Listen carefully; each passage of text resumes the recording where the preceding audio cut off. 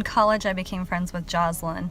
She was my first friend who lived for Jesus, and I had this idea that Christianity was something you did when you were older, and I had no idea that there were people walking through high school truly living for Jesus, and it changed my life. She loved me just as I was. She showed me that Christian girls can have so much fun, and she just laughed with me and did life with me, and it inspired me to walk away from my poor choices and to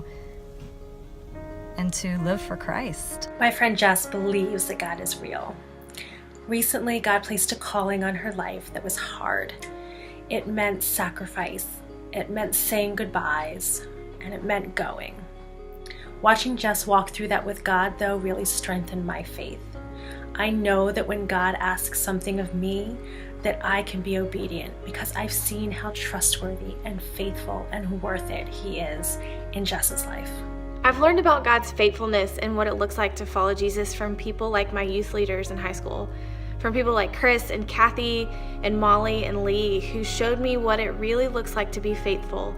And so when I became an adult, I realized I want to do the same thing for teenagers. I want to show them what it looks like to follow Jesus and walk alongside them in doing that. And so when I lost my job about 3 months ago, I realized I was at a standstill.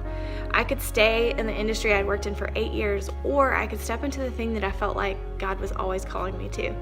So I'm standing in the youth room. I'm standing in my new job where I get to work with teenagers all day and tell them about Jesus. And it is one of the greatest gifts I have ever received. Hi, I received my first Bible from a perfect stranger who wrote to me that God loved me so much that if I were the only person on the face of planet Earth, He would have sent His Son to die just for me. It was beautiful. That was the beginning of my journey with the Lord. I was 10 years old, and to this day, I try and be a blessing to those I know and those I don't, sharing the good news wherever I go.